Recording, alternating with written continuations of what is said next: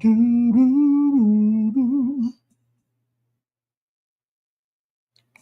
Good morning, everyone. How is your day going? It is a great day, an absolutely fantastic day to be alive. If you don't believe me, well, I can only prove to you one way, and we don't want to do that at the moment. Good morning to you. How's it doing? That's right. It's Wednesday, September the 24th, 2025. Time to rise and shine. We change the world in history right here where we're from. It's new beginning to you and me, cause we're not done. In our city, in our city, in our city, we're not done.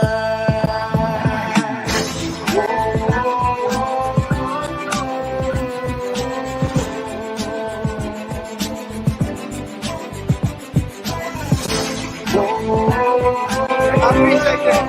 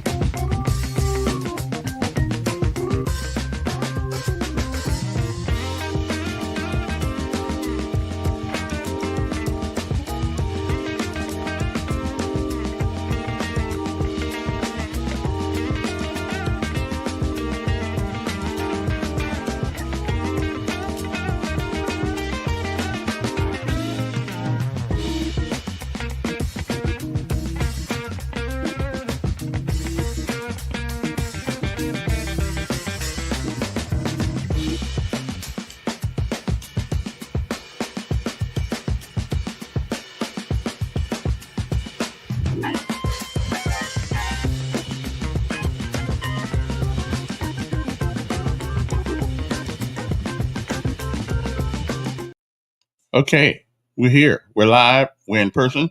It's just me and you today. I am the other mayor of Montgomery. I know. We got a mayor, but he manages the land mass. I manage the podcast in the air mass. I'm okay. I mean, that's the way it is. I haven't been defeated yet in elections, and so I think I'll run for re-election the next time this all comes up. So good, outstanding. Good morning, everybody. Okay, then. Now, you know what time it is, right? It's time to sit back, relax, get some morning thoughts so you can get your act together. And remember, whatever happened yesterday, it's gone. Today is a new day, new dreams, new passions. Forgive those that hurt you, and you need to ask for forgiveness for the folks you hurt. Sometimes you don't even know it. Anyway, good morning to you. It's time to rise and shine right now, though it is time for our daily bread. A word from on high. A word from on high. Something that'll change your perspective or give you a new one. But either way, it's all good for the soul. Good morning. Again, it is, believe it or not, the 24th day of September 2025. It is a day that has never been. And it is also a day that shall never be again. It is a once in a lifetime deal. Once it's gone, you don't get a do-over. You don't get it back. You don't get to summon it from the past. You don't get to come back and undo all the things that you do this day. And you certainly don't get a chance to come back and do the things that you should have done this day that you don't. So be mindful. It's one trip. Make the best of it. It is time for our daily bread, a word from on high. I thank you for tuning in this morning. But this is the most important part. Because the words I speak will be null and void if we didn't have something to back them up. And I think the good Lord helps us all in that area. Okay, so hang loose. We'll be back. Hopefully in a little bit here. Okay. Again, it is, what is today? Today is Wednesday, September the 24th, 2025. Again, next up, it is our daily bread. As soon as I can get my thing here squared away, I need a producer. That's what it is. It's a great day to be alive. That it is an outstanding day to be alive. And we'll be back.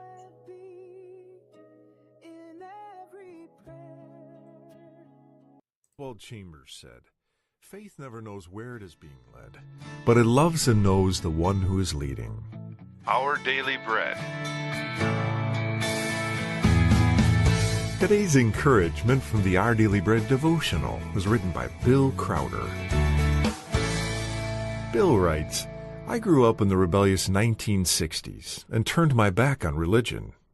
I'd attended church all my life, but didn't come to faith until my early 20s, after a terrible accident. Since that time, I've spent my adult years telling others of Jesus' love for us. It has been a journey. Certainly a journey describes life in this broken world. On the way, we encounter mountains and valleys, rivers and plains, crowded highways and lonely roads, highs and lows, joys and sorrows, conflict and loss, heartache and solitude. We can't see the road ahead, so we must take it as it comes, not as we wish it would be." Bill continues, "The follower of Christ, however, never faces this journey alone. The Scriptures remind us of the constant presence of God. There is nowhere we can go that He is not there. He will never leave us nor forsake us. Jesus, after promising to send the Holy Spirit, told His disciples, 'I will not leave you as orphans. I will come to you.' The challenges and opportunities we face on our journey can be met confidently, for God has promised us His never-failing presence." Today's Our Daily Bread devotional scripture reading is from John chapter 14, verses 15 through 21. "If you love me, keep my commands, and I will ask the Father, and He will give you another advocate to help you and be with you forever, the Spirit of truth. The world cannot accept Him, because it neither sees Him nor knows Him. But you know Him, for He lives with you and will be in you.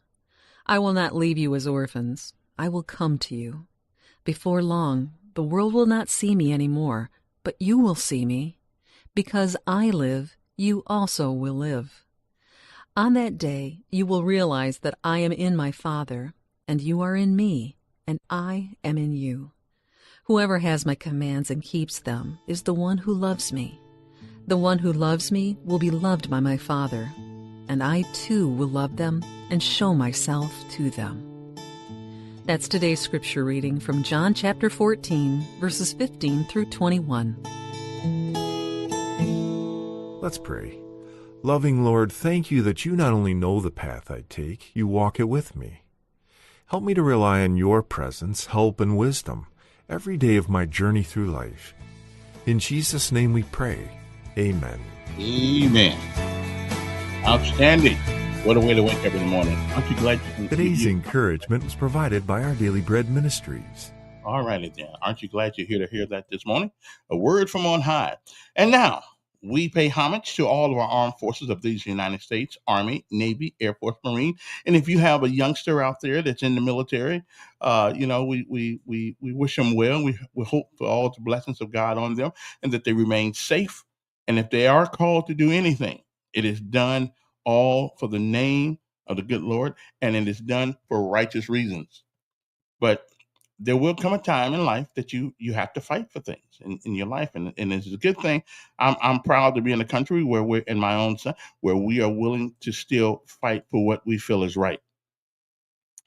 And the only way to do that, of course, is have young men and women who are willing to don that uniform. It's not their job to ask why. Their job just go to fight, take care of it. So we honor them every doggone morning, because if we can hear the national anthem, then we know we are still the United States of America. Now, I will tell you, a lot of the Democrats are trying to change that, but that's okay. As a matter of fact, it's a two-part deal. The Democrats try to change it sometimes. The Republicans won't fight for it. So I guess I got to fight all by myself. Anyway, good morning to you. It's time to rise and shine as we pay homage to the Army, Navy, Air Force, Space Force, Marines, and the Coast Guard. So hang loose, and we'll be right back.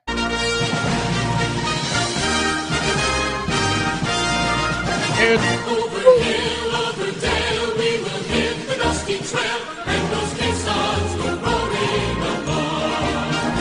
In and out, hear them shout, cows are marching all about, and those caissons go rolling along. For it's high, high here in the field artillery. Count out your numbers, now it's 1, 2, 3, 4, 1, 2, 3, and wherever you go,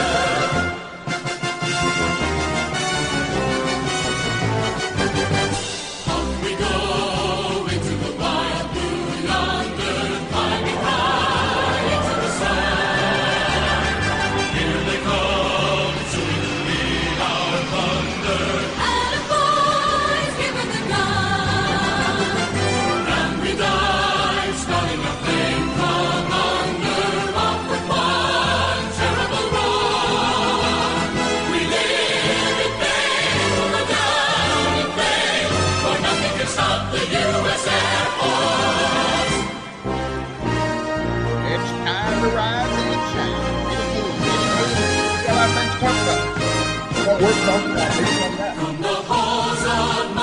We call them Devil Dog. It's the best looking uniform in all the armed services. And I like to say hoorah. And the Army uses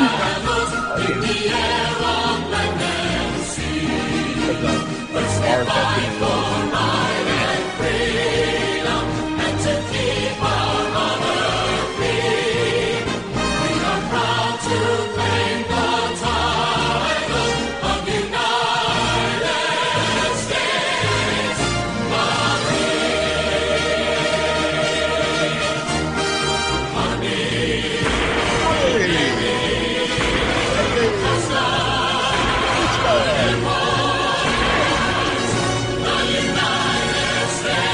Jarhead. Good morning.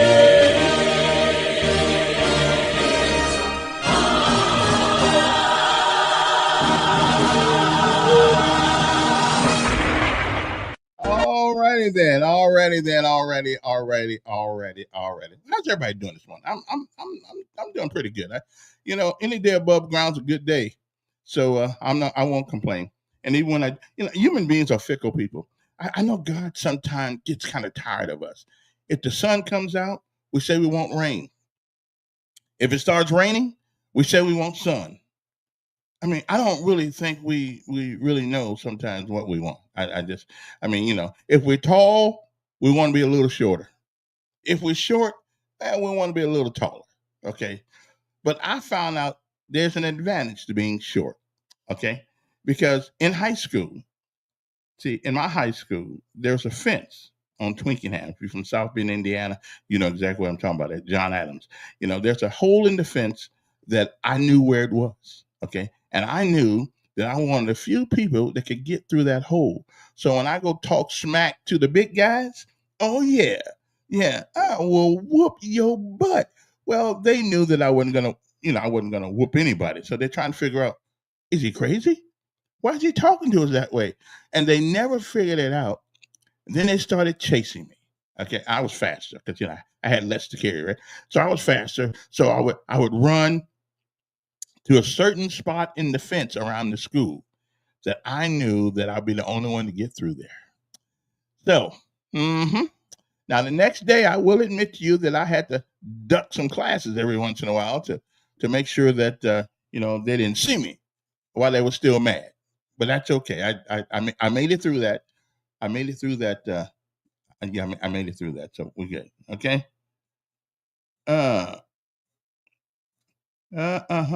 Okay. Anyway, now lessons of life today, and then we'll continue with the show. Lessons of life. Life is like a football game. Sometimes it takes a bunch of first downs to get to the goal line. But isn't that what life is all about? A touchdown. And a touchdown is still a good thing no matter how you get it. Whether it's first downs, a long pass, it's still 7 points.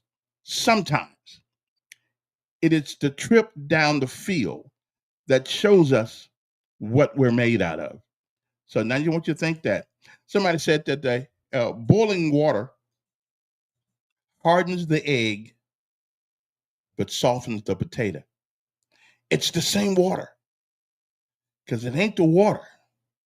It's what you're made out of. Okay, I just thought I'd let you know that, right? So when the day gets tough, you always got to ask yourself, what am I made out of? What am I made out of? Okay, I've had to ask myself that many times in life. Do I really want to do this? So, okay, remember, boiling water, potato, and eggs. They both go in the same water, but how they come out is because of the things that it's made out of. So when it gets tough sometimes, pull yourself up by the bootstraps. If you got any boots or don't have no boots on, pull your socks up. But what are you made out of? And I will admit in the last few years, and I thought the military was going that way till Trump got in. We getting kind of soft, putting up cards up and saying, drill sergeant, I'm stressed. I thought that was a joke. I thought that was like on something that Jay Leno would say. Okay, I thought he was lying to me, but he wasn't lying to me. We have the warrior ethos is what we need. I'm liking Hexeth. I don't care what anybody says. I'm liking him. Now he ain't the most diplomatic guy. He didn't have the most experience, but it's about your philosophy in life. It's about what is our military for. Our military is to protect this country, and the enemy will not care anything about you tired. Okay, or you got this thing about the you don't want to shoot. Okay, well, don't shoot. They'll shoot at you. Believe me, they will. Anyway, move right along. Okay, now what's this guy said right before I get on to anything? I want to add to the lessons of life. Well, what's that? The preachers on Sunday use a phrase that says, every time I turn around, the Lord keeps on blessing me. Amen. I want to say that when I take another breath, okay, God is good. Absolutely. The warrior ethos, that's what we need. Now I will admit to you, the Marines have always shown that. Now the rest of the services sometimes, well, we get kind of weak sometimes, but the Marines have always showed that warrior ethos. So we need to get back to that. Who was when they bombed Pearl Harbor? What did they say? Or was that Truman or Roosevelt? One of them said, "Walk softly, but carry a big stick." Okay. Good morning to you. Now I got a couple of things here. The word of the day. The word of the day. Okay, y'all gonna like this. Okay. This is the word of the day right here. Y'all gonna like this. Because see, if you look at my Facebook page, there's always a word of the day, and today's word of the day is an interesting word because until the other night, I had never heard of the word. Okay, I have never heard of it. But however, this is the word of the day. It is called nonpareil. Nonpareil. It means something which no equal it has, because it is better than any other. Okay. I mean, you are at the top of the food chain. There's nothing. There's nothing that can beat you. There's nothing that's even comparable to you. So we will call that non-pareil. Okay. Describe that which has no equal, because it is better than any other. Now, I will say on this earth of ours, there's only one entity I think that, you know, there's only one entity I believe that holds that designation, and it is not I, but the the God we serve in heaven is none parat, okay, because he has no equal, because he is better than any other. So remember that. That's the word of the day. None parat. Okay. So good morning to you. Hope today finds you well. Now before we I told you Sunday that when I went to church, there were a lot of people who lot of black people walked out of church because the speaker had said something about Charlie Kirk, affirmative of Charlie Kirk, and so the black folks got up and walked out. And I tell you what, politics is an interesting thing. Okay, it's an interesting thing, um, but sometimes we should listen to our heart and not our head. Okay, because our heads can be changed in a millisecond. We can change our mind about a second. So what I did was yesterday I spent some time looking at some of his stuff, because he said things that I didn't agree with, but I say things every day people don't agree with. So not agreeing doesn't mean that he's wrong or he's right. I think I finally figured him out in a way. But yesterday I went to his TP USA, and I looked at some of his videos, and he had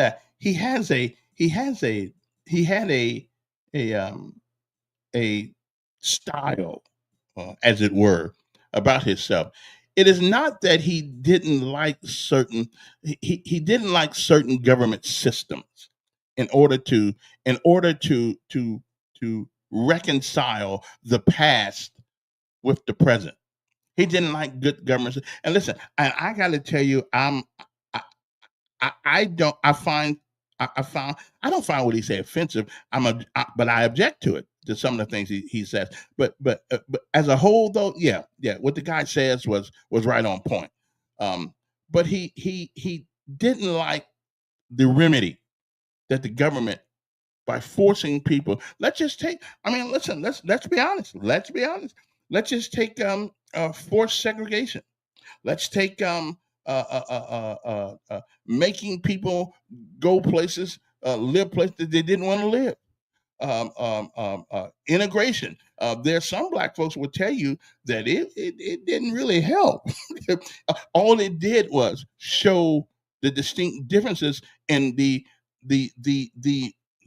resources that are giving to one side as opposed to the other side. So Charlie Kirk didn't like the system, affirmative action. And it sounds good. It sounds really good. Affirmative. Oh yeah, let's affirm this action. Yeah, let's make sure everybody gets a shot here. Okay, and it sounds good. But at the end of the day, who ended up getting the best shots? Women. Okay. And I listen to them. All of these so-called programs for minorities. Well, when you come up with transgenderism and transmannerism, whatever the case may be, now they're considered minorities. So now the programs by the quote unquote government that were put out to remedy certain things now it has remedied things for people who are abnormal. We love you still, though. Don't get me wrong. We still love you. You can be abnormal. We still love you. But so he did not like the government's remedy, not necessarily the thought behind the remedy, but he didn't like the implementation of the remedy. Okay, to force people, I've had people here in Montgomery said that the manager told them that they had to hire somebody black. And okay, and so that means that he couldn't get the job because he wasn't black. Well, I mean, now black folks, now I must admit you, and I don't know how we reconcile that. I don't know how we do it, but black folks have heard that. Oh, well, not the ones now, but years and years ago, we heard that you couldn't get the job because you were black. So government said, well, the remedy is now you tell somebody they can't get the job because they're white. So the implementation of the remedy is what Charlie Kirk did not like, and I am with him. On my other job, they made me take DEI classes. I mean, I just every day, every week, and if you didn't take the class, well, they wanted to almost terminate you. And so one day, in my boldness, like I'm a pretty bold guy, the head of Cumulus is a woman named Mary Berner, and she had a meeting with us one time. And I said, well, listen, and I figured I had to go clean up my desk after I told her this, but this is what I told her. I said, listen, I'm black. I've been black a long time. At that time, 50 something years. I know what being black's all about. I said, when we come to work here, and again, Ronald Reagan hit it on the head. The worst thing you want to hear is that I'm from the government and I'm here to help you. And 9 times out of 10, you're not helped. You're actually made worse than you were. Okay. Because now I think there's a natural tendency for people, if they're around each other long enough, there's a natural tendency for people to get along. But when you put that big divide between us, when you tell me when government does it, see, they're in line now. Me as an individual want to be separated. That's my call. But when government does it, when the remedy is worse than the disease, then we have problems. And that's one of the reasons why we are still talking about these situations today, because the remedy by which the government imposed was worse than the problem.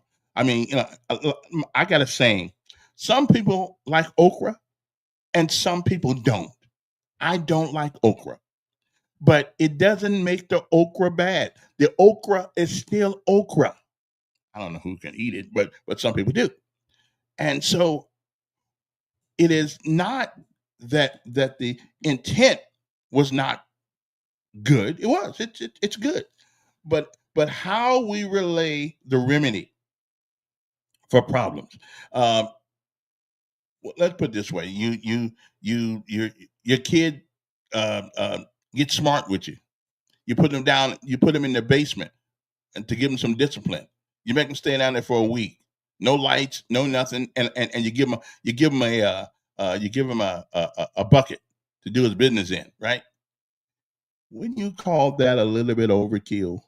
Okay, wouldn't we call that a little overkill given the situation? And that's what Charlie Kirk's issue was. It was not necessarily it was the government's remedy to the problems. And I got to tell you, I think most of us, I've never been made to have a white friend or a black friend. It is just that it was just that when you hang around people long enough, when you hang around, you find out that every last one of us have a lot in common. And I'm gonna challenge you guys today. This is my challenge for you folks today. I guarantee you there is no one you can meet today in your journey of life today that you don't have something in common with, regardless of color, regardless of academics, regardless of what side of town you live on.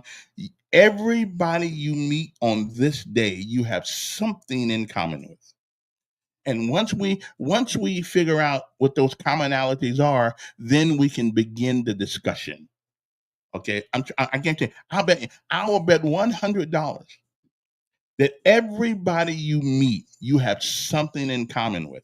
Okay, anybody wanna take me up on that bet today?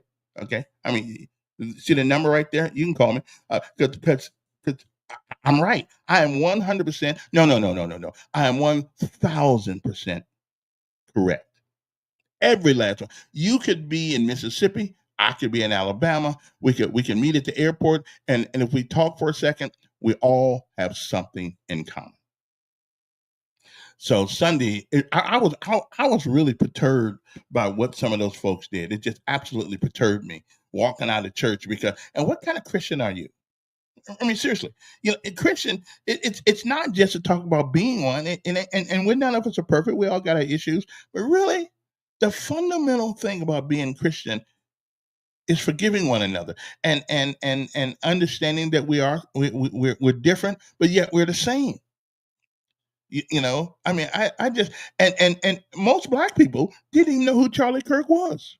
They don't vote Republican. 98% of people who vote Democrat. So they get mad because they hear it on CNN and they hear it on MSNBC, late night shows. They didn't know who the hell Charlie Kirk was. And to tell you the honest to goodness truth, I didn't know who he was till about 3 weeks ago. And when I find this article today, I'm gonna play it for you guys. He took on a young man at Texas A&M, and he just pulverized the guy philosophically. He just pulverized the guy. But the guy sat there with all of these excuses and excuses. Oh, it just got on my nerve. But and that's when was introduced to him about 3 weeks ago, and I said, "Who is this guy?" You know. So I'm telling you, we got some issues. But anyway, enough of that. He's dead and buried now, I guess, and we go on. But again, take my challenge. You won't find anybody in this town, whether you ever met them before or not, that you don't have something in common with. If you meet them today, you have, and I dare you to take me up on the challenge. I got $100 here to say I'm right. Okay, you cannot find somebody that you run into today, whether you've never seen them before in your life, that you do not have something in common with. Okay.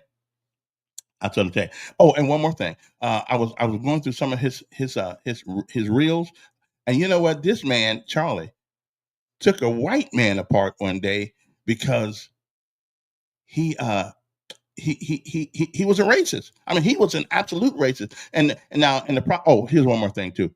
Can we can we can we finally stick to a definition of what racism is?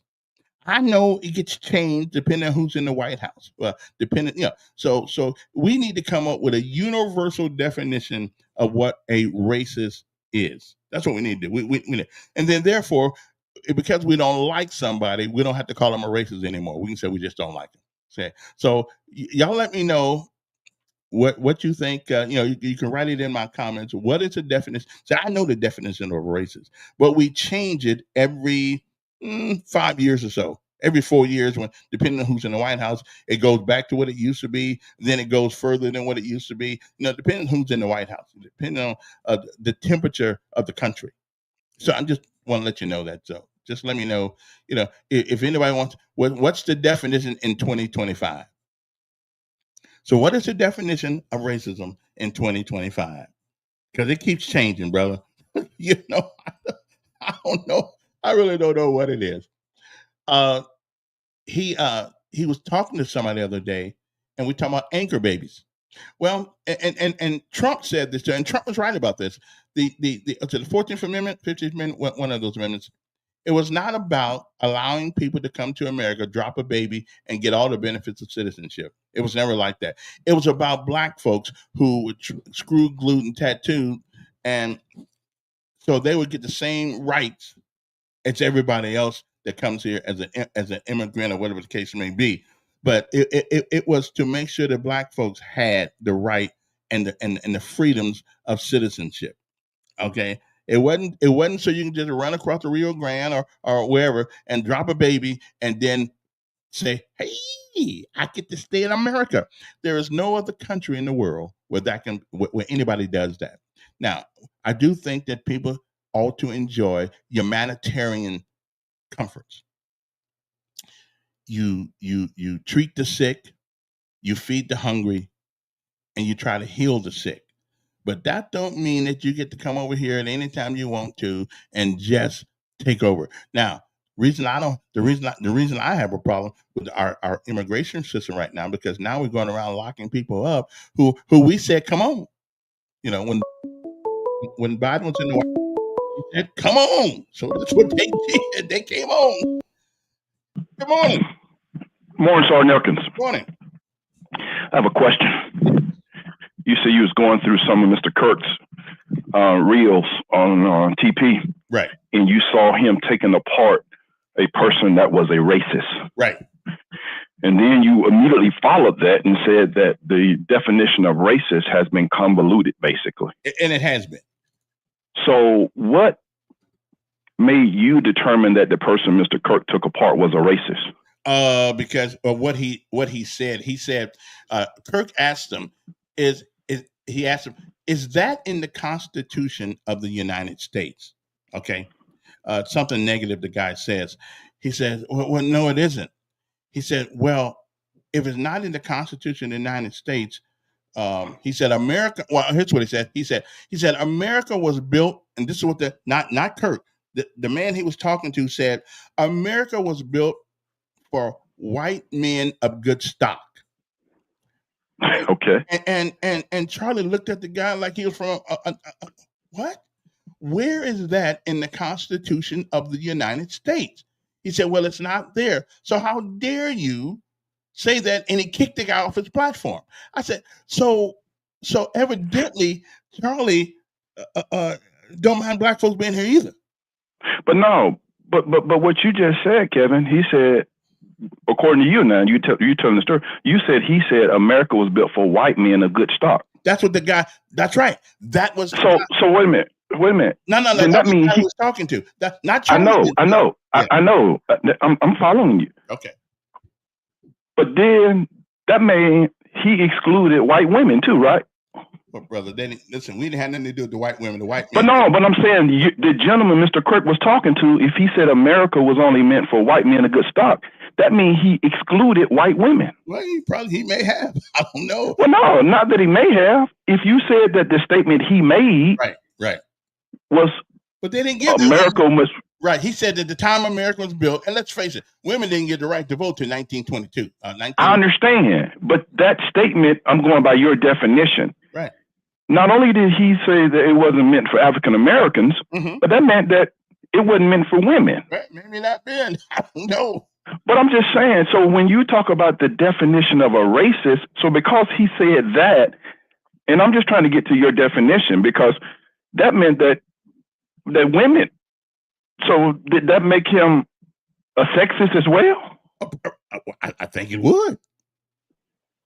Of course it would. I mean, he did white men of good stock. What the hell is that? I understand, but so I'm just trying to get to what you're saying, like, you know. But we keep changing. We have been changing the definition. Racism means this, at least like the old dictionaries I looked it up in, means people who think they are superior to you because and only because of their race. That's what that. It seems like this guy had a problem with gender too. Well, maybe so, but well, that depends. Not maybe so. If he made the statement that America was only meant for white men of good stock. Yeah, and that's what Charlie looked at him like he was crazy and beat him down. Well, okay. Well, it's like, Kevin, when you talk about racist, it's like what the Supreme Court said with pornography. You know it when you see it. And you do, but we do keep. In other words, if I don't get the job, does that mean that I didn't get the job because I was black, or I didn't get the job because maybe the guy was more qualified than me? I mean, we Well, use race I mean, again, I'm with the Supreme Court. You know it when you see it. So when you're talking about keep moving the goalposts, but this is what I want to ask you, Kevin. Yes, sir. Do you believe? Okay, when I first joined the Marines, we had to take classes called HUM-RAIL. It stood for Human Relations. Yeah. Did y'all do that in the Army? Yes, we did. Didn't help much, but we took. But it was prescribed classes that you had to take. Right. Human Relations, HUM-RAIL classes. Why do you think the military, I'm just asking, coming out of civil rights, coming out of that era, and we had to take classes with our fellow Marines, fellow soldiers for human relations.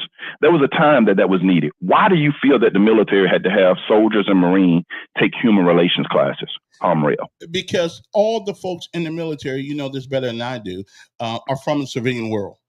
They come from all parts of this country, all cultures, all demographics. So the problems that we have out here, they are magnified in the military because that community is a lot smaller than the overall population of the country. So we're bringing in people with different thoughts, just different views. And so, we need to, because we in the military, the Marines, whatever the case may be, we got to be one family.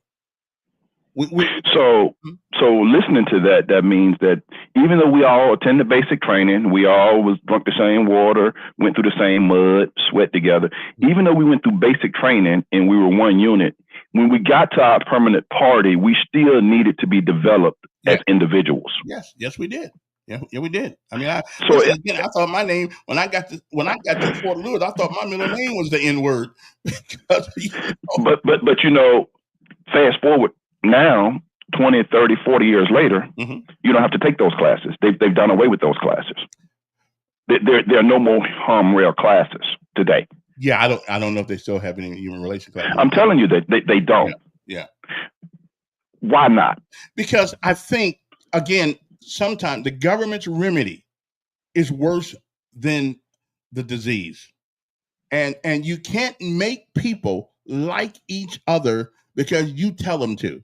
It has got I would disagree. I think that there comes a time that when your son is learning to ride a bike, he needs to have training wheels on those bikes to give him confidence. As he rides and as he grows and as he becomes more confident, you can take the training wheels off.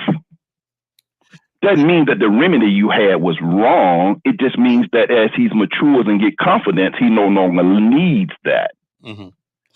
And I think sometime as a country, as we grow and as we develop the things we had in place, sometime are no longer needed post civil rights. So it didn't mean that the governing remedy was wrong. It's just that at that time it was needed. There are kids today that are riding bicycles still need training wheels because they have not developed. So I think as a country, there were things in place that we needed. Right. And the only reason I'm saying that is I think there was a time in the country we needed affirmative action. There was a time. Absolutely. So when you're saying the government remedy is worse than the problem, that sometimes I think that's a different point of view. And I'm not necessarily agree with it. I think there was a time that you needed programs until we got mature enough that you don't have to have it. Right. But Charlie Kirk's problem with the programs is that we have encompassed voluntary things that we do to ourselves as a civil right to be able to do it, like transition training. We had people getting fired because they did not want to call a man a woman. They knew he was a man. But I think you don't throw the baby out with the bathwater. And what I'm saying is that for a young man of 31, at his point of view, he never recognized the validity of the programs. Now, whether you need them today or not could be argued or debated. But when you say that programs, training wheels were never needed for a country coming out of slavery, coming out of civil rights, you needed programs to get us. We're a young country. We're just getting ready to celebrate 250 years. Right. But here's our problem. You cannot claim every disagreement, every job lost, every situation where you don't like Yeah, somebody. You can't claim it that's away. ludicrous. That's ludicrous. Nobody would say that, Kevin. But we are doing But you it don't. often. We do it No, we're often. not claiming every situation. I So didn't when say you every- went down to Cumulus, if they didn't hire you, you think it was because you were short and black? Well, let me It tell was you. you didn't have the skills at the time. You didn't have the experience. Well, actually, I went to Cumulus. I did, but since you brought that, let me tell you what they did do. I went down there one day and I said I'm looking for a job, and the guy who worked there, he worked for WLWI FM. He said, "Oh, we play country music." I said, "Okay." I said, "Can I put an application?" He said, "No. We play country music." Yeah, I can play some country music. He said, "No, you don't." So basically, what he was telling me, Negro, we don't play rap. Yeah. So But I think but you didn't say that it was because of who you were. And again, I don't want to get too far from what our initial conversation is that I think sometimes you need training wheels until you can get to a point where the training wheels are no longer needed. right. This country needed some training wheels. We did, but do we still need those same wheels? I don't believe Well, so. It depends, Kevin. I'm in the industry where sometimes, people can redline. You know what redlining is? Well, I know that and sometimes it needs to be some redlining. Oh my goodness. Okay, Kevin, you're making my head hurt. Should I take a Tylenol? I'm just asking. Listen, Can you still take Tylenols? I've seen the neighborhoods, bro. I've seen those. When I got here, go down Troy Highway, beautiful apartment complex they had way out there. Look at them now. My head hurts, sir. Let me go because I need to take a Tylenol. So you're saying we should be redlining in some parts of this country? There's some people I don't want my neighborhood. God bless you. Thank you, sir. I don't know. And listen, be honest with yourself. You know you got some people you don't want in your neighborhood. Okay, let's just tell the truth now. People who change the oil in the front yard, barbecue in the front yard. Come on, man. Listen, go down Troy Highway. Look at those. They used to be called Regency. And I've been here 34 years. And when I got here, absolutely fantastic. And it's not color, it's culture. It is culture, okay? And not color. And again, sometimes we get color and culture mixed up together, okay? And if you telling me that nice neighborhood you live in, that you want somebody moving next door to you that's changing their oil in the front yard and all that money y'all pay to get your grass manicured, get your streets swept, keeping everything up. If you telling me somebody lying to me, okay? We don't want everybody because of their culture, not because of their color. Because there's some neighborhoods you can go down, you don't know who lives there. You don't care who lives there. And then there are some neighborhoods you go down, you know exactly who lives there by the cultural personality of the area. I'm just telling you. Now we don't got to be honest. We don't have to be honest. We can just say we can. It's like walking past the graveyard, acting like ain't no dead people over there. Yeah, they did. Yeah, they sitting over there. Yeah, they there. And so you can deny it, but that don't make it so. So moving right along to other things. Move right along. We used to have again. His issue was the application of the program, not necessarily the program. We all know you cannot be in this country without realizing that we had our own issues initially, and we may have a couple still. We may have vestiges of that because we got people in America now still at 80 years old, 90 years old. They grew up at a time in this country where that was the accepted behavior. Okay, it was the culture back then. I don't think it's so much of the culture now, though. But people do get tired every time something happens. We call it racism. Okay, I'm not using double time. Okay, somebody said we need supply and demand. The demand for racism exceeds the supply. The demand again. What's the definition? We keep moving the ball. We keep moving the ball. Okay, you're confusing personal choice with banks and institutional being biased. Well, listen, uh, when I went to and when I'll just tell the story. When I got here, I went down to the bank, Maxwell Credit Union, and tried to get a mortgage on a house. They turned me down. They turned me down. Now, so I said, well, and I didn't know why they did it. I'm thinking, well, maybe because my credit sucked or something like that. But on the way out the door, again, there's some cultural norms that I hope we have gotten over. But on the way out the door, he said, hey, but we will finance you a car. And I looked at the guy and I said, so let me get this right. I can have your car in Seattle in 3 days, I'll be gone. But a house, which is not going anyplace, it stayed right here, and you won't, because all you gotta do is have me evicted if I don't pay the bill. But the car, I can take that car any part of America I want to, and you'll catch hell finding it. That was before we started putting all these tracking devices on cars. So, and again, culture, and I agree with you. There's some cultural traits that all of us have, all of our communities have, and but I'm not saying. And listen, you can tell people who have been intellectually dishonest because they think disagreement means hatred. No, I love I love black people. I'm a black people. I love us. Yeah, I love. As a matter of fact, there was a survey done in America. I think I said it last week that the black culture is the most influential culture in this country. You know who's second? Believe it or not, Japanese. Japanese. We are there are more things that black people do that America has taken to heart than any other group of people. Our swag is cool. We're great athletes. We are, and now I think from what I'm looking at the barometer here. We pretty much coming up on intellectual side too, except for Tyson DeGrasse, who I think is crazy. But other than that, though, we got some really, really, really smart black folks.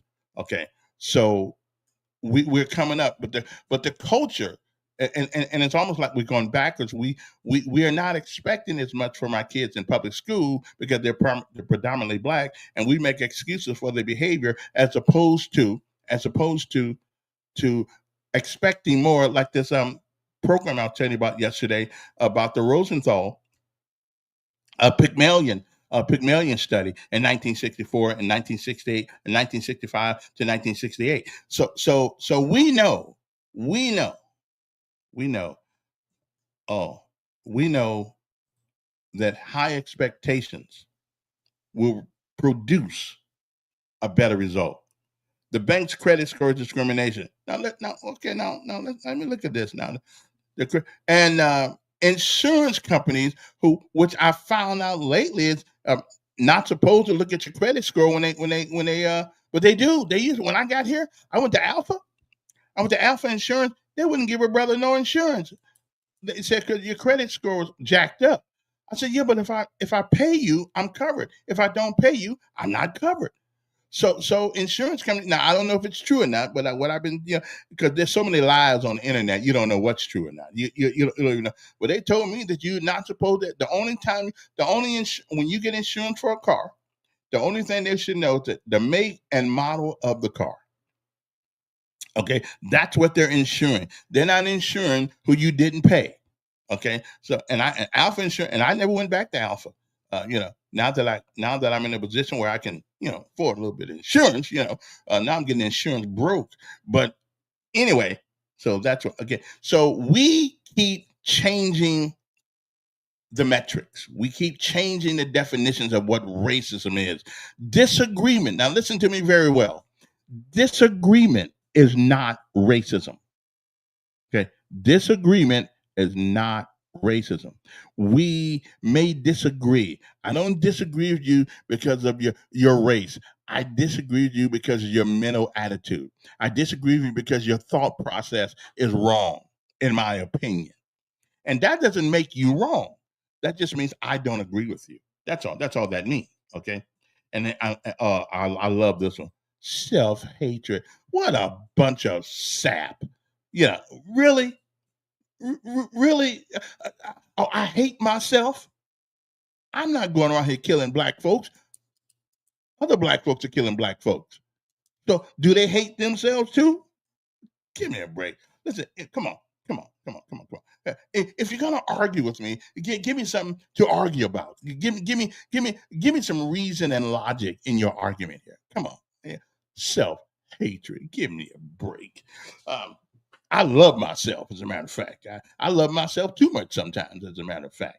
And I'm not saying. And listen, there are always going to be people. There are always going to be people who don't like you for whatever reason. For whatever reason it is, there'll always be people who do not like you because you're too tall, you're too short, you're too ugly, you're too fat, you're too skinny, you're not smart enough, you are too smart, you wear black hats with white stuff on it. There's always going to be somebody. So we just gotta figure that out because there's always somebody who's not going to like you. I just That's just the way it is. Okay. That's just the way it is. Okay. Again, our numbers here, if you want to give us a call, 521-2963. Listen, I'm willing to have the conversation. Okay. I'm willing to have the conversation. That's all I'm saying. Okay. But anyway, so listen to this man came up to Charlie Kirk and he said, well, what was America built on? And the white guy said, well, it was for white men of good stock. And Charlie looked at the guy like he fell off the turnip truck. I said, well, show me that. He says, show me that in the Constitution of the United States, where it says America was built for white men of good stock. Okay. Now, these are two white guys talking, right? Two white guys talking. And Charlie had a conniption fit on that, you know. And so for those folks going around talking about he was a racist this and a racist that, but y'all just don't know what you're talking about. But he complained about the remedy. Okay. Not the cause of the remedy, but he complained about the way the remedy has been applied. And now it is applied. If you say I'm a dog lover, like the end up they had something called the Men and Boy Love Association or some kind, where men in California actually think it's okay to be pedophiles. And they want civil rights protection because they say they have a right to do that. Really? Okay. So his thing was, well, you can't protect everybody in every weird organization and everybody who because they say they're covered under the civil rights. Let's take one that everybody knows about. Let's talk about men who play in women's sports or want to go in women's dressing rooms because they identify as a woman. They, according to the Biden administration, now the Supreme Court has really said not only no but hell no. Okay, because some of us still got good sense. But the Biden administration used the Civil Rights Act to allow these people crazy as crap to do things that no normal human being would do. Okay, like thank you a woman. I mean, thank you, thank you, or whatever. Okay, okay. Well, now I'm going to have to disagree with this one. It is what keeps black folks together. I don't know. I'm black, and I don't me and most of my compadres we disagree philosophically on this whole issue. And again, I'm not saying that it doesn't exist, but everything that happens to you has got little to do with racism. It just does. Let us define what it is. Let's get a consensus on what it is, the definition of it. Because evidently, the old definition of people who think they're smart, people think they're better than you, solely based on the color of their skin. Now that's racism, right there. It's not that they won't hire you. That's discrimination. Okay, though not because every time you lose a job, when I was the only black talk show host and talk radio in this town. Now, I've been the only one in this town for years. Okay, so when they said, "Well, we got to cut you loose," well, I could have screamed racism if I wanted to, but I didn't. It's their business. They can do with their business what they want to do with their business, and the best way to fight that argument is come up with your own business. Okay, but I could have did that. I could have fought that. I was the only black person on 1440 for years since I've been there. I was there. Um, so I'm just saying, every sometimes they just got to break your plate you know. So I've never used it. Now, don't get me wrong. I said, well, listen, I might as well play this game too. But intellectually, I could not, I could not do it because then I would be a hypocrite. Some people think I am already. I would be a hypocrite telling people all these years, if people don't want you, don't beg to stay. Just leave. Okay. So Charlie did take this boy to task about his racist, and that was it. And since the young man said America was built for white men of good stock, and Charlie just ate the guy up. Show me that in the Constitution. Okay, so for all those people on Sunday got out and left, well, because of something that you heard, because it had to be something that you heard, because obviously you didn't know. Now he disagreed again. He disagreed with affirmative action. I did too. I did too, but it was needed at some point in time in the 60s, the 40s, the 50s. Sure, it was in the 60s, and probably in the 70s also. But coming from that to from the 80s and 90s, it's always going to be there. There's always going to be somebody that don't like you, always. You know, we make up 13% of the population of America. Hispanics make up a bigger portion of the minority group than we do.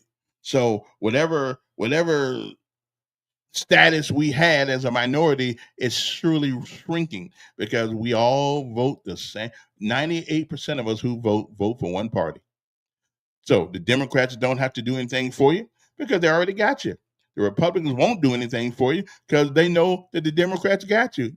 98 out of every 100 people vote, that black people vote Democrat. Nobody else does that but our people. Nobody else does that but my folks.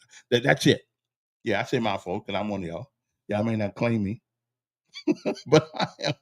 But I'm one of us too. Um, when we condemn a group of people for a few criminals in their group, it's self-hatred. I'm not condemning a group of people, so I don't know where that comes from. But I do know one thing. I do know one thing. In most urban cities in America, and private and schools that are haphazardly ran, where the criminality is, and the most people getting shot in America are black folks. Now you can say what you want to say. Denial is a river. Okay, denial is a river. I don't know much. I don't know much about it. About the Nile River, but I'm telling you, right now, you're a cousin to them because if you look in this country right now, there are almost 12,000 black young men killed every year in America. 12,000 between the ages of 15 and 35. So you can give me this political BS all you want to. Okay, hell, I don't trade. I'm trying to get the other brothers not to hate nobody. Okay, so 12,000 black young men. And we added to that. We added to that this weekend. Okay. I think we had some women die though. Now we're taking everybody. Okay. So again, you can and it's because of a culture. Okay. But I don't condemn a whole group of people. But you cannot deny what's going on in this country when it comes to the carnage that's going on in our communities. You just can't. I mean, you can deny it if you want to, but that don't make it so. Okay, that don't make it so. 12,000, which means the last couple of years we've had almost 36,000 young men killed in America, but they were black, based on shootings and murders and homicides. So, hey, you can set the, you remind me of the person who closes their eyes and says nobody can see me. Okay, well that's foolish. You're the one sitting there with your eyes closed. So you can't see us. I'm just saying you might want to think about that. See, I've been doing this job a long time. I've heard the arguments. Okay, again, we used to be the group of people in this country who had the pursuit of excellence was not a choice. It was something that we had to do. Okay, was it fair? Probably not. But did we benefit from it? Yes. Because if you lift weights long enough, what happens is that your muscles get stronger. You get stronger. Okay, falling down never made anybody strong, but getting up every time you fall, it does. Okay, so stop all that whining, Carmilla. Stop all that whining. People, you what? When you condemn a group of people for a few criminals, we ain't talking about just a damn few criminals. We talking about a whole lot of criminals. But who in the world has condemned everybody? Okay, okay. Whew. See, this is what's wrong. This is what's wrong with our culture now. Okay, the bank's credit scores are discrimination. Sure, they are, but banks get to discriminate on your because of your credit score. And here's a question I ask you: is a credit score is it a reflection of whether or not you pay your bills? Or you pay your loans off. And I tell you what, I've been on both sides of that. I had a 700 something credit score, and then all of a sudden, I don't have a 700 anymore uh, because I don't, because job loss. There are reasons for it, but again, your credit score does say something about whether or not you can maintain a payment plan. That's just what it is. Okay, and oh, now Camilla, let me tell you something here. I know you ain't gonna think I'm gonna say this, but there are more white folks in America with bad credit than black people. I'd say, okay, and some of them can't get some of them can't get a credit either. So, and again, I was telling you that story, but I went to Max and I tried to get a loan for a house, and they said no. But on the way out the door, the guy said, "Yeah, but we'll give you a car." And I looked at the guy and said, "Well, but I can take the car to Seattle. You'll never see it again." He said, "But that's just the way it goes." I said, "Okay, all right." But I didn't take the car because I didn't need a car. I had a car, but I needed to buy a house.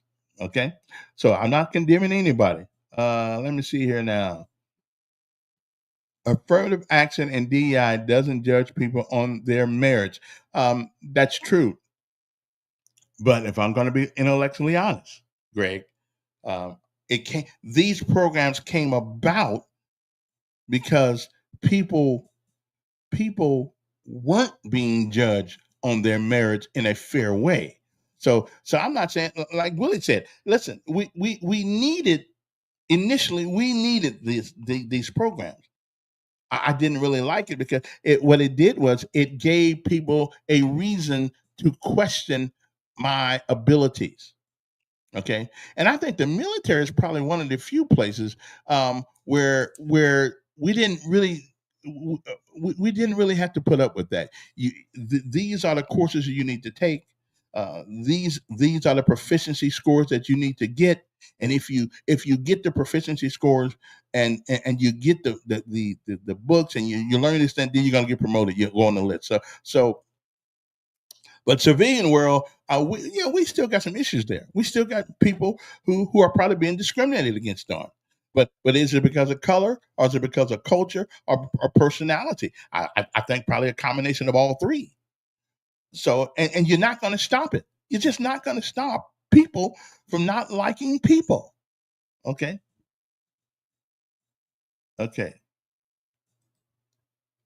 Code word is culture. You know who you're talking about. But let me think about that for a second. Let me think about it for a second. Now you got to remember, now I'm black. I've been black a long time. Which culture in this country has more people getting killed? I'm just let's go there for a second. We came up with music. We were the best. We were the best musicians in this country for a long time. We came up with something called rap music. How's that culture worked out for us? It's the first time in history a brother gets killed because he wrote a lyric to a song and somebody didn't like it. Which culture? Which culture is doing all this killing around America right now? Just this weekend, we lost 5 people in the city of Montgomery. So, which culture are we talking about? Okay, but now if you know, oh, oh, Greg's statement is false. Hmm. Let me see. Proverbs. Oh, what does Proverbs say? A deceitful tongue crushes the spirit. Okay, I hear you. Listen, you can talk all that crap all you want to. That does not change the facts of what's going on in this country with some of people in our culture. You need to get out more often. Hey, listen, hey, go to Chicago. Take a trip to Chicago. Just walk down the street. Okay, there are parts of Birmingham right now. You walk down, hell, there are parts here. So just go down. Just go down. Do you think I like saying it? Seriously, do you think I like saying it? I got 2 boys that are black,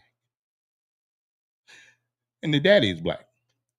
So do you think I like bringing these things up? And there's some great people. Matter of fact, one of the richest tech guys in America, it's a black man. Now you never hear about him very much because he ain't out there. Okay, so Joe says that Greg's statement is false. So let's see what did Greg say. Okay, he says affirmative action and DEI doesn't judge people on their merits. Well, I don't know all the standards and the specificities of DEI, but the fact of the matter is, the word affirm um, can mean either or. Um, are we affirming that we're going to put somebody in that job of a certain breed or a certain color? Maybe so, but that doesn't necessarily mean uh, that they're not being judged on their merits. Uh, Affirmative action was actually, I thought, was a program that gets you in the door. I thought it put you in the door. Didn't keep you in there, but it got you in the door in front of somebody who can make the decisions. Okay. So I don't know, but I'll let both of y'all come on the air with me if you want to. Y'all can discuss this, Joe, you and Greg, because I can't discuss it for you. Okay. Uh, a right wing talking point. DEI is not DEI is not about unqualified people getting jobs. It may not been about that, but it certainly, I've seen some. It certainly hasn't brought the best and the brightest, okay, to some of these positions. Okay. So again, it's kind of like putting women in the military. We want to be fair to the women, but women naturally cannot carry the things that a man does. Okay. God did not make them. A man can't have a baby and a woman has a hard time picking up 10-gallon cans of fuel. Okay. Okay. They're not physically strong enough to do what men do. And all they do most of the time in combat units is get in the way. Okay. You can't change nature. God made women for certain things, He made men for certain things. We are the warriors. We are supposedly, according to some, the providers. But women are great at what they do. Matter of fact, I think women are more intelligent than men. If you want to know the honest truth, I think natural intelligence, God gave women that to make up for them not lacking the strength. Because you better listen to them sometimes, because most of the time they know what they're talking about. Okay. So I think and women can fly a plane. Absolutely. Again, I think women by nature is more intelligent than men in the general sense.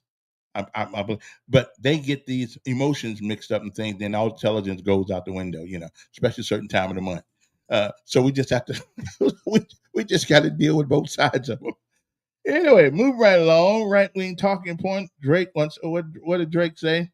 Uh, Started from the bottom. Now we're here. Okay. I don't know. And I still ain't figured out what this word means, right? She gave me, let's see, a deceitful tongue crushes the spirit. Tongue is a what? Metonymity? What that mean? I don't know what that means. Okay, that's okay. Moving right along to other things.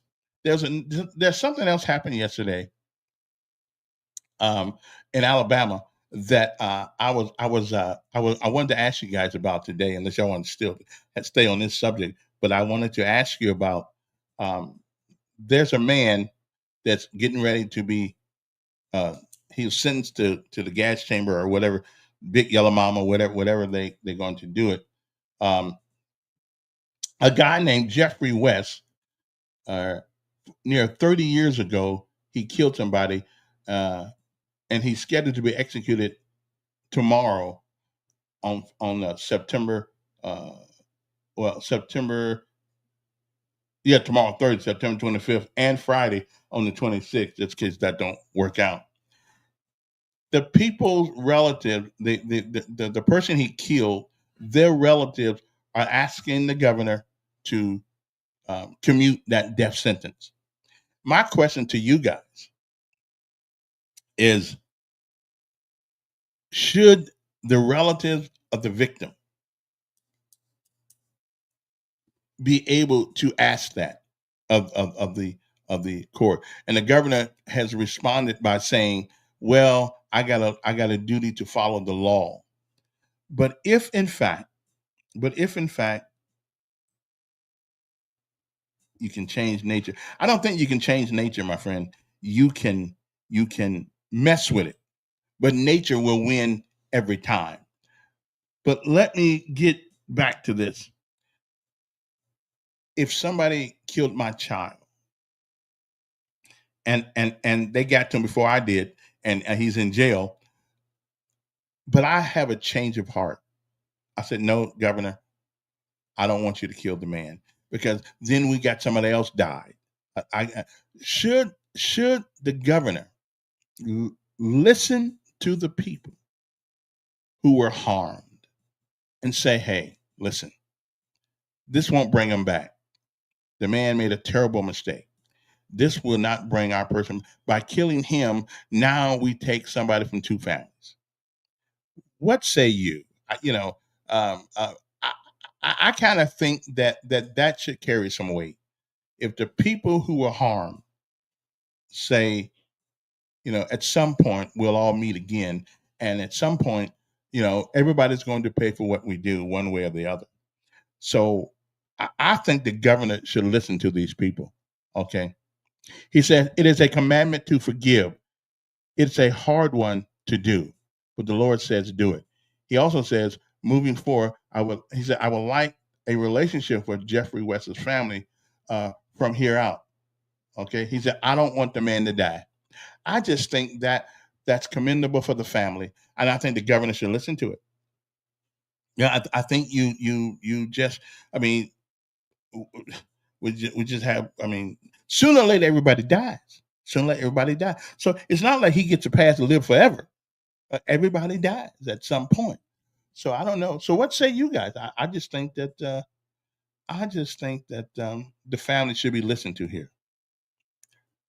Well, I think so. What do you guys say? I think that is.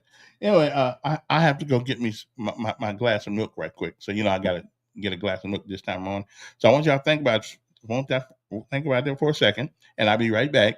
But should the family of a victim, should they be listened to by the governor on this execution that is scheduled for tomorrow? I think they ought to be listened to. Again, I just think it's, I just think it's the right thing to do. Okay. So I'll be right back. Got to get me. I'll be back in a couple minutes here. Be right back.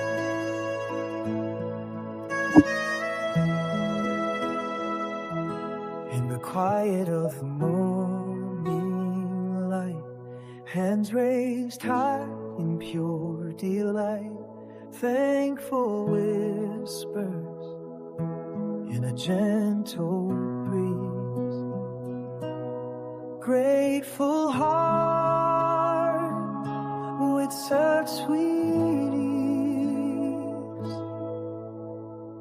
Thank you, Lord, for every breath I take, for the love that heals and the joy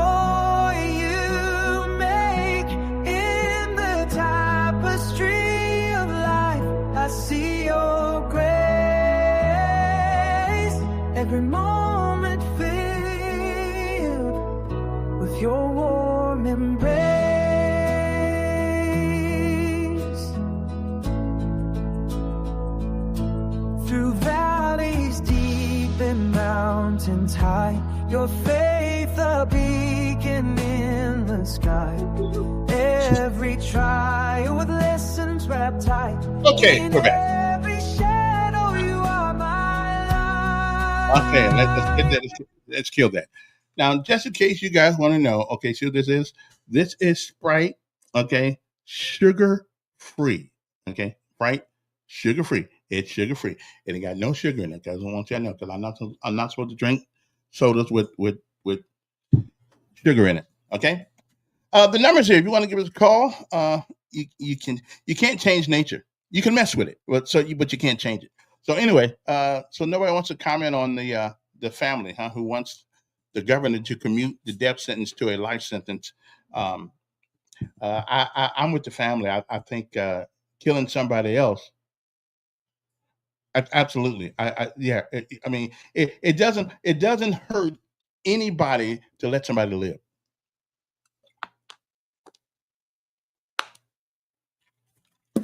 Woo. Well, that's some good stuff right there. I'm not even missing the sugar so much anymore. I've been doing a good job. Anyway, err on the side of the family, and I think the governor should. So I'm gonna have to call the governor's office. Are they open yet? Okay, I'm gonna have to tell her that we don't want the guy to die. I mean, he did wrong, and if the family can't forgive him, then the state ought to be able to forgive him. Okay, if the family of the victim, okay, I think we should be the my texter says some women are stronger than men. Show me. I mean, if they were born a woman, show me that. And listen, there's always an exception to the rule. There's always an exception, but by far more men are stronger than women naturally. Okay, our chest is bigger, our arms are bigger. So I realized that there's some women who couldn't figure out what they wanted to be when they was in the womb. So they and they came out like almost like strong as a man. I got that part. But if I take 10 women just off the street and 10 men don't know who they are, I guarantee you that the men will naturally be stronger. Okay. I mean, I don't know why women just can't take their fate and say, listen, you do many things better than men, but you are not as strong as we are. I don't know why they have a hard time uh, uh, dealing with that. We can't have babies. And I don't want to have one. But so y'all can do that. Y'all are the carriers of life, probably the most, if not the most, one of the most, or if not the most important thing in the human species. So you get mad because I say that you're not as strong as men because you're not. There's nothing wrong with that. Okay, you raise our kids. You raise me. I mean, so we good. Yeah, y'all have your. And again, listen. I've already given you guys the intellectual part of it. I think women are naturally more intellectual than men, except they just have that thing going on once a month, and they lose their mind for a week every month. And other than that, though, y'all doing pretty good. So let's not get all messed up. It is what it is. Okay. So let's not. Okay. I don't know why women get insulted when I say that. You're not. Okay. Wait a minute now. So it's worse than the sugar? Really? But it says zero sugar. It says zero sugar. So how's that worse than sugar? Come on, man. Really? Now you're finna mess my whole day up. Right wing talking points. Move right along. And move right along to other things. There are other things to happen in the state of Alabama. Uh, Capital and they delivered a petition to the governor. As a matter of fact, asking her not to kill the guy. Okay, Governor Kay Ivey sent a letter to Will Berry, which said in part that the execution of Jeffrey West is part of her duty to carry out state laws. And this is from somebody named uh, Gina Maula. Okay, I wonder what her number is. I can give her a call. Oh, let me see. Let me see if she's in, because I don't quite understand this. Okay, so 3, 3, 4, 2, 4, 2. 7100. Okay, 71. Okay,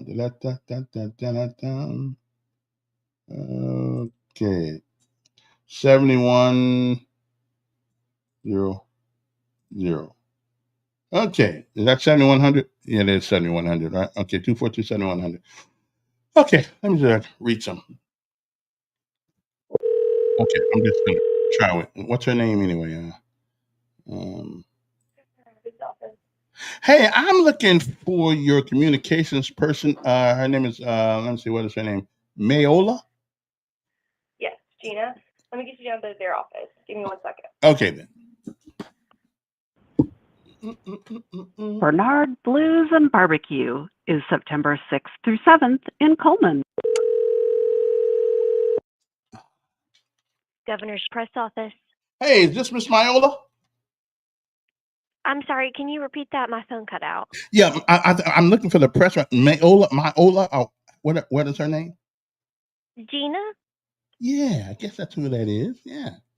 Is she in? Sure. Can you tell me what your name is and what you're calling about? My name is Kevin Elkins. I'm calling about the execution where the family said they don't want the young man killed, and I'm just trying to figure out why the governor will not, um, uh, adhere to their wishes, since they are the victims of this thing. I mean, they're not the victim, but they are certainly personally um, affected by what happened to their loved one.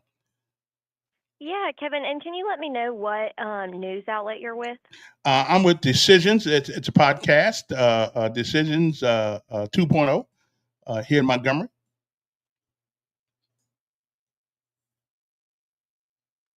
All right. If you'll give me just 1 second, I'm going to put you on hold and go and see if Gina's available. Okay, then. Bernard Blues and Barbecue That's all is right. September 6th through 7th in Coleman. The event is a weekend of family Just fun, call anybody. soulful blues music, mouth-watering barbecue, Don't you know? handmade arts and crafts, and more. For more information, see the calendar of events So at it's not good for all those chemicals. Come on, www.alabama.travel. man. I'm trying. Fiesta 2025 in Birmingham healthy is here. September 27th. Fiesta provides the opportunity to journey through over 20 I'm on the phone represented with the governor's countries office. Okay. and experience Hispanic art, music, food, and dance. There will be a wide range of things to do, including storytelling, wrestling exhibitions, children's activities, soccer, authentic Latin food, and much more. For more information, see the calendar of events at www.alabama.travel. Hey, Kevin, are you still there? Yes. All right, thanks for holding. I appreciate you waiting for a second. So I literally caught her as she was walking out the door to go on the road today, but Okay. she asked that I please give you her email, or please give you her email address if you don't already have it, and that she will be on the lookout from any correspondence from you. Okay. I wanted to get her on the show for a second, but because by that time he'll be dead. So okay. Yes, sir. Well, if you email her, I'm happy to pass along a message to her and flag that your email will be coming to her. But she's also ready and on the lookout for an email from you. Well, what's her email address? It is Gina, spelled Gina. Dot Mayola, Maiola.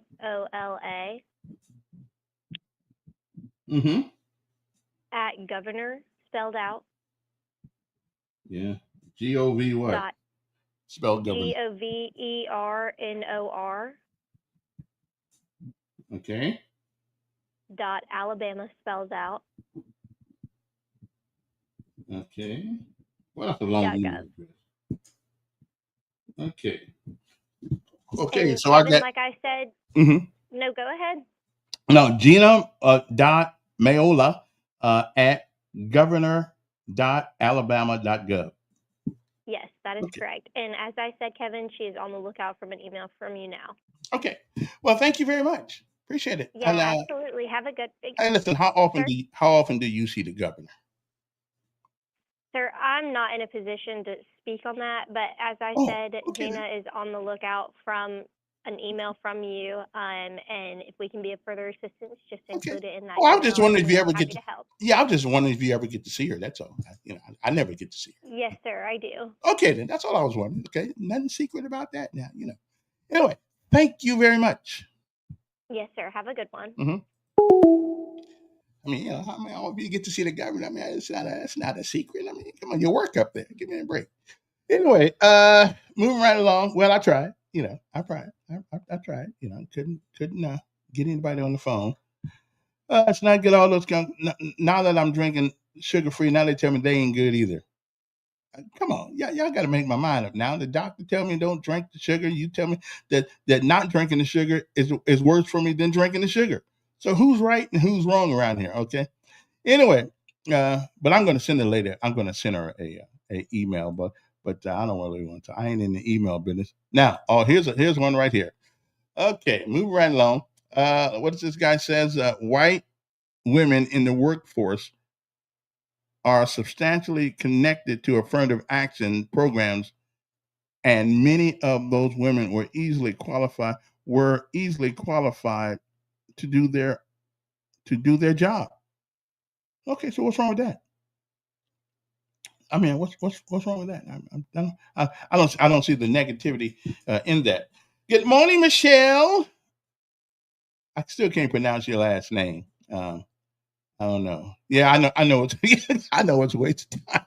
But listen, you can't say that I don't reach out. I reach out to people and try to get the question from them, but you'll never get you never. Do you know in the state of Alabama, if you record somebody's call, you don't have to tell them.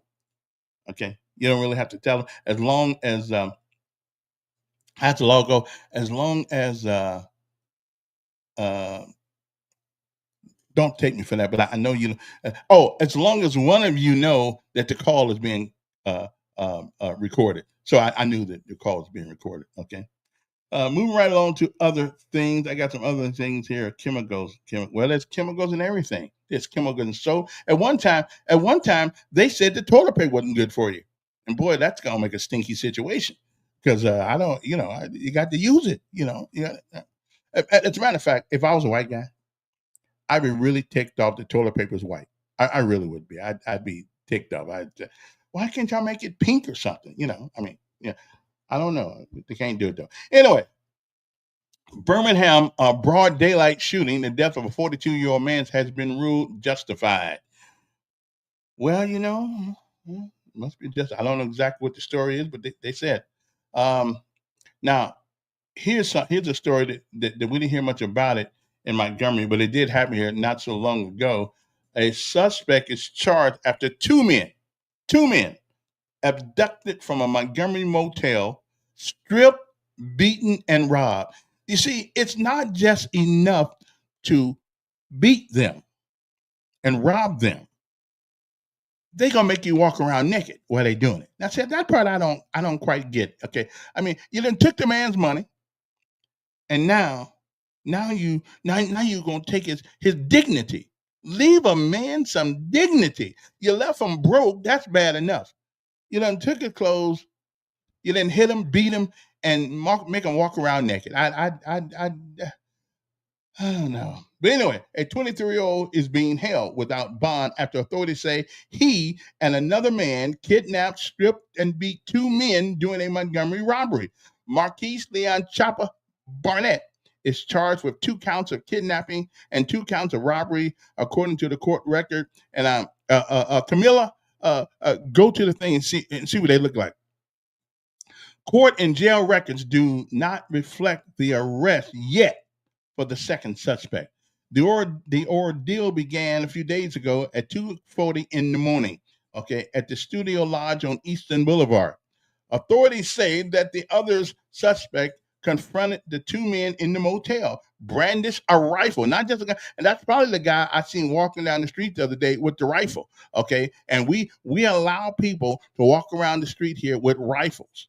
Okay, rifles. Okay, not just guns, but rifles. Who's that guy on TV that used to carry the rifle? What is his name? What was the name of that show? Anyway, he had a rifle with a trick thing on him. He was faster with the rifle than everybody else was fast with their gun.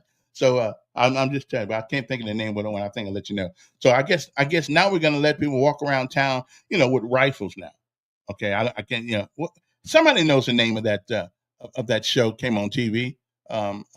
What's the name of that show? Oh man, I cannot think of it at the moment. But he had a rifle, a fast guy with the rifle too, as a matter of fact. What was the name of that show? Well, I'll think about it in a little bit here. Okay, I'll think about it in a little bit.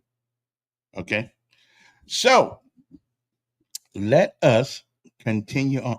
The Rifleman. That's it. That's it. Hey, Mabel. Hey, Sable. How you doing?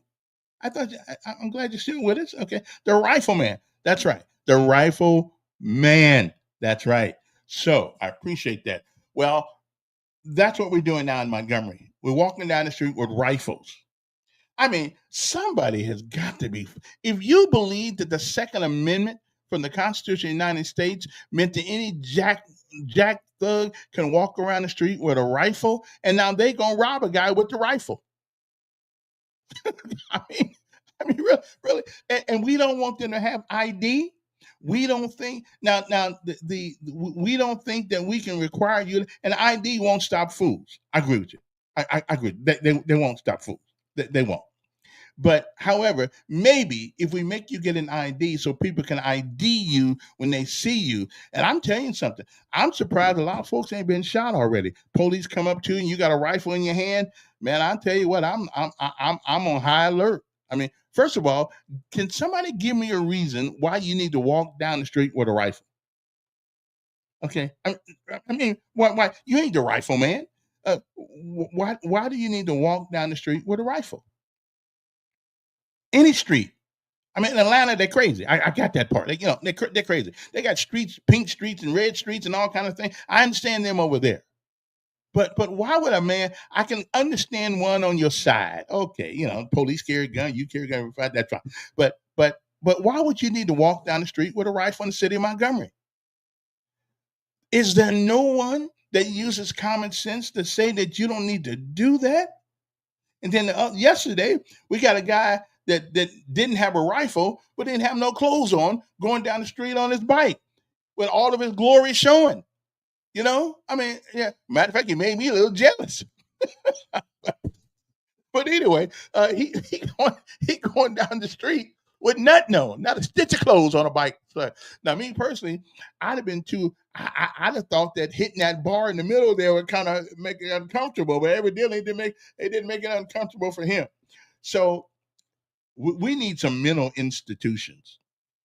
We really do. We need some mental institutions. Okay, I don't know. Now here's something right here. I would never understand. I would never understand this one. In Blount County, Alabama, a man has been convicted of drugging, sexually torturing a 9-year-old with a gun to her head. And just for the record, it's a white guy. Just for the record, what kind of human being can this be? Really? And he's 48 years old. His name is Ronald Shane Crow. They charged him with sexual torture of a child under the age of 12, distributing a controlled substance to a minor, first-degree rape, 3 counts of first-degree sodomy, sexual abuse of a child under 12, and 2 counts of unlawful imprisonment, indecent exposure, menacing, said the district attorney up there, Pamela Casey. There are no words to describe what this young lady endured. What kind of man? I mean, honestly, God, what kind of man would do it? Okay, he ain't a man. Okay, now this is the kind of guy right here that needs to be not chemically castrated. They need to just they need to just cut his wing off. I mean, because he don't need it anymore. He can pee the other way. He can sit down like women do. Because he obviously he don't know what to do with that thing down there. So we need to just, and if we can't cut it off, well, we certainly need to chemically castrate him so he can't never use it again except to pee, and that's it. I mean, what kind? Now even crooks don't like crooks who mess with kids. Okay, so he gonna catch hell in jail. Okay, and they better put him in a certain segment of the prison, because if not, he gonna catch hell. They gonna show him what it's like to be to take advantage of somebody. Yeah, they're gonna pass him. They're gonna pass that brother around. They're gonna pass him around. Everybody in jail are gonna have a good time with him. Whew, boy, I tell you, man, 200, and he got a bond, $200,000. Okay. Anyway, moving on to other things. Time is almost up here, so I got to keep moving now. Montgomery police reported, okay, over the last month, they've had 51 guns were stolen from vehicles over a 1 month period. You know what I'm thinking? You need to make sure it ought to be a fine to leave your gun in your car, okay, so somebody can steal it. Really, put it in the trunk. If it's in the trunk, okay, you did your due diligence to make sure that it wasn't. Or if you leave it in the glove compartment, lock the glove compartment. And if those two things don't happen, then you need to get fined. Okay, because now 51 guns are on the streets of Montgomery. 51, and so now somebody, it's probably, and this rifle thing probably came from one of those people too. Okay. At least 51 guns were stolen from vehicles in Montgomery within a month, and 14 of those vehicles had been left unlocked. Okay. Several vehicles had multiple weapons inside. Montgomery Police Chief James Grayboy said, okay, a couple of days ago, during an update from the public safety, there was everything from the handguns to assault rifles stolen. Stolen guns are a primary source of weapons that are used in crimes. Okay, so we ought to find, if nothing else, a city council needs to find people who get their guns stolen. Hey, if you put them in a position to be stolen from your vehicle, then you need to pay the cost. Okay. In 2024 report from Everytown Gun Safety, a gun control group using FBI data shows, on average, at least one gun is stolen from a car every 9 minutes in America. Every 9 minutes, you get a gun that is stolen from a car, according to the FBI. Okay, the rate of gun theft from cars is triple what it was a decade ago. Okay, cars parked at residences and driveways and outside homes are the most common source of stolen guns. Okay. It only takes a little bit of, first of all, put it in the trunk. Okay. Put it in the trunk and put it in one of those boxes. Put it in one of those gun lock boxes. Because I used to carry one all the time. I just, you know, it was too heavy. So I just got tired of carrying it. But again, yeah, they will still find a way. But let me tell you something. If your gun is on the seat or in an unlocked glove compartment, all you can do is bust the glass out the window, pull the glove compartment thing down, bam, you got the gun. If it's in a lockbox and if it's in your trunk, they won't be able to do that. So there are things, okay? There are things that you can do. So people at least try to make sure that they don't get your gun, okay? I'm just saying, there will, and some people, they still, yeah, they may. Well, they may. Somebody, well, it was a white guy, who did that terrible thing to that child. It was a white guy. I mean, it was. Well, I don't want to think black folks do everything. This was a white guy. I mean, crazy guy, as a matter of fact. Okay. Um, yes, brandishing a weapon in a threatening manner is illegal in Alabama under disorderly conduct laws. Alabama Code 13A dash 11 dash 9. It includes waving, flourishing, displaying, or holding a weapon in a certain way. So I'm thinking, if you're walking down the street holding a rifle, you know, at the ready position, then we would have to call that. Wouldn't we have to call that menacing? I mean, there's got to be something we can do about this whole gun thing. I'm getting tired of hearing the district attorney and everybody knows. I get so tired. I'm just tired of hearing it until somebody and most people don't care about it, but until somebody gets killed that they know. Okay. And then the other day, there's some fool with a gun shot down a medical helicopter. Okay. He shot at a medical helicopter, wounding the nurse, a woman who was trying to help somebody on a medical helicopter. A man has been arrested in Autauga County. So it don't just happen here. He allegedly shot at a medical helicopter, officials confirmed last Wednesday at about 4:20 a.m. on September the 17th. A medical helicopter was dispatched to County Road 51 in Autauga County, where the helicopter had been in use had to use an open pasture for landing.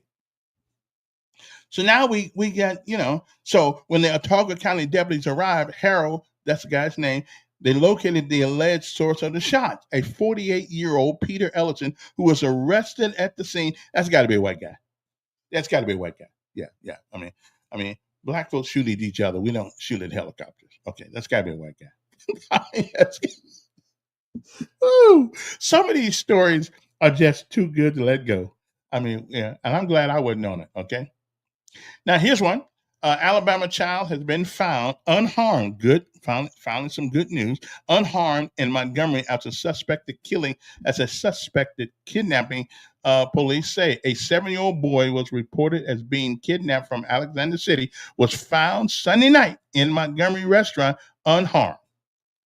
Well, at least we got some good news. And so what does Greg say? It includes waving, flourishing, display, holding a weapon, in a way that appears threatening. Yeah, well, if you're walking down the street with a shotgun, as far as I'm concerned, you're threatening me. Okay, so I'm calling the police. Okay, and I'll lie on you. I'll say he pointed it at me anyway. I'll just tell the police, yeah, he pointed it at me. Get that fool off the street. I mean, what? I can't think of any reason why you need to walk downtown with a shotgun. I mean, you can't shoot deer, not downtown. You can't shoot them. They don't hang out downtown. They hang out like in people's backyards, stuff like that. They don't really hang out downtown. So they certainly don't hang out on the Southern Boulevard or the Eastern Boulevard. So why in the world would we allow people to walk down here with a shotgun, with a rifle? This ain't the rifleman thing. Okay, they ain't the rifleman. You can't tell me that you're protecting yourself. I'm just wondering.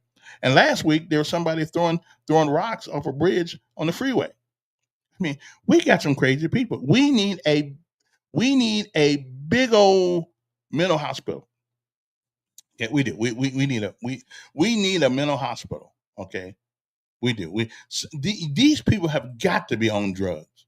I mean, they've got to be on something that messes with their mind.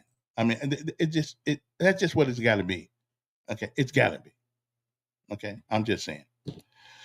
And you remember last week when somebody said that, when the lady who said the terrible things about Charlie, she's a teacher in Montgomery. I knew she wasn't going to get fired.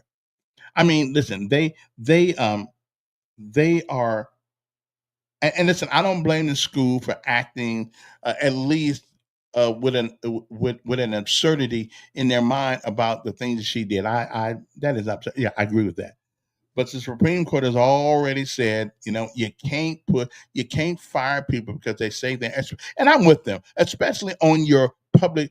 Now, if you're using school equipment to do it, I'm with you. Okay, you got to call the sheriff. All the police are at the mayor's house right now. Really? Are they over there? I have to call him and see what he's doing. Uh, yeah, yes. But anyway, I don't know if they're over there or not. So he'll have me calling Sheriff Cunningham, and then he'll look at me like I'm crazy or something. All right, I'm just saying. Anyway, so what else is going on, everybody out there today? What's going on? And here's another. Can somebody tell me what fentanyl is? Because I really don't know what it is.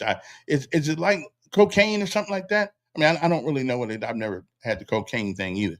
Um, but evidently, it's addictive, and not only can you get high on it, if you touch it, you can get sick.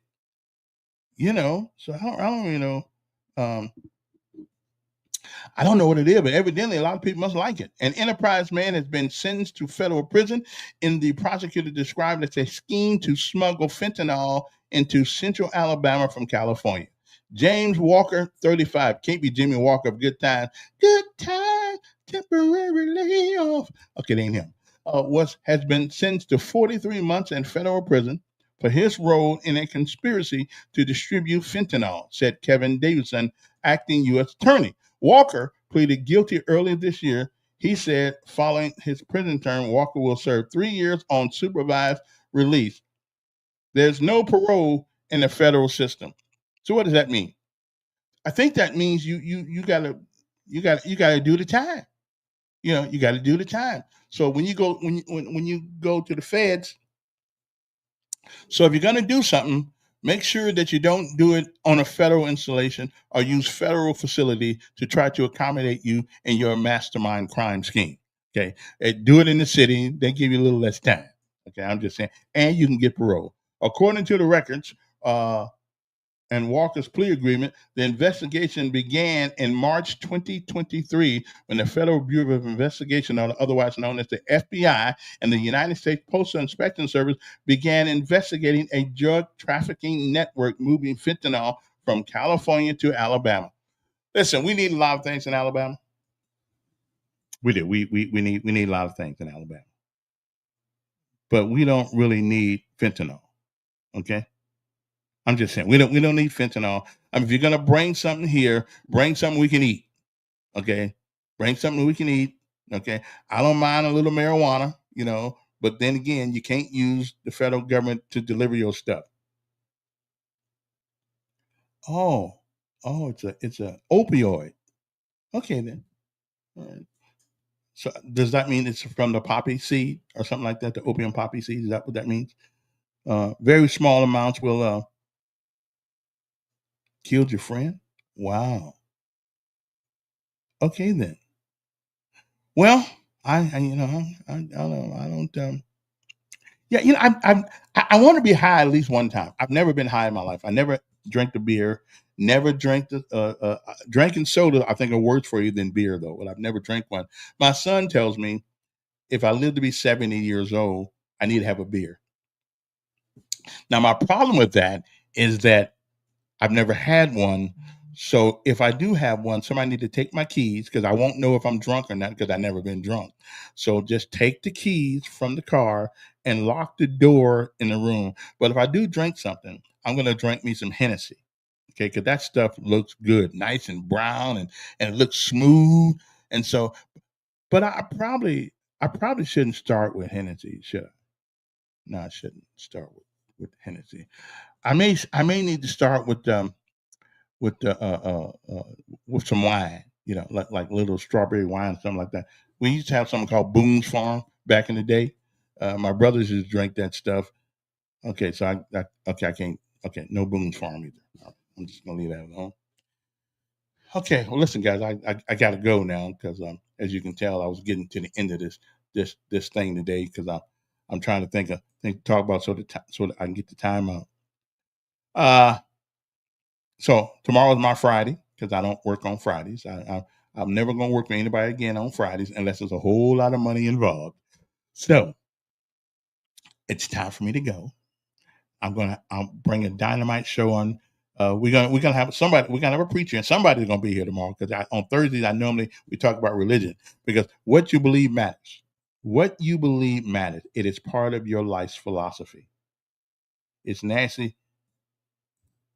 Uh, Hennessy is the devil's drink. Well, I don't know. Since when does the devil drink Hennessy? I mean, really? I mean, seriously? When is it? Have you ever seen the devil drink Hennessy? So how we know? Thank you, Lord. How do you know That's true. Anyway, I gotta go. I gotta go fix the computer here in a second. Oh, don't forget. Okay, wait a minute. Don't forget our.